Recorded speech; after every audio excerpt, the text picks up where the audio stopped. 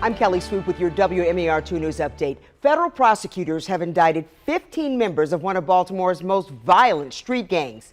The Triple C gang was a spinoff of the Black Guerrilla family. They're accused of terrorizing a pair of neighborhoods in East and Northeast Baltimore. Investigators say the gang members were involved in 18 murders and 27 attempted murders. Those are high numbers, to be sure, even in the violent year that we are having, unfortunately. But we should keep in mind that these shootings are more than just numbers. Bringing down the gang took a lot of resources, including 50 officers this week alone to execute search warrants. Law enforcement officers also seized 15 firearms. Baltimore ceasefire is now looking for some new recruits to stop the violence in the city. The group is trying to find youth ambassadors. So far this season, only one young person has submitted an application. Ceasefire leaders say in order to create real change, the city's young people need to take a seat at the table. We want the people who who a lot of adults say, oh no, they're the quote unquote bad kids or they're the violent kids. Those are the young people that we want to come into this circle, to be leaders in this movement, to say, hey, here are the things that have caused me to be violent. Here's why, here's how it needs to be fixed, and here's what I'm willing to do. Youth ambassadors are also able to do as little or as much as they would like.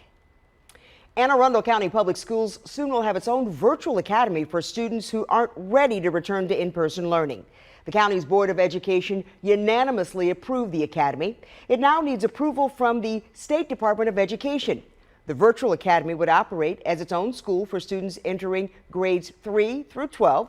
Students who are accepted into the academy will withdraw from their current school. You can apply from now until Thursday, June 10th at 5 p.m. And we are tracking temperatures starting off in the 70s for your Friday morning. Chance of showers, unfortunately, sticking around.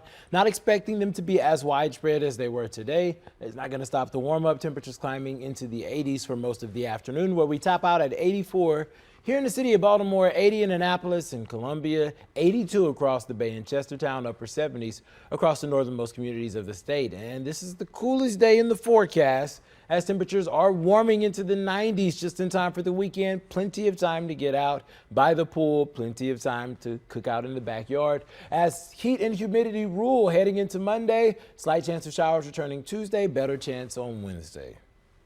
Stick with us online at WMAR2news.com for updates on our top stories and breaking news.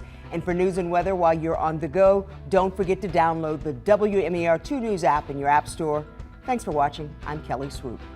This WMAR 2 News Update is sponsored by Jones Junction.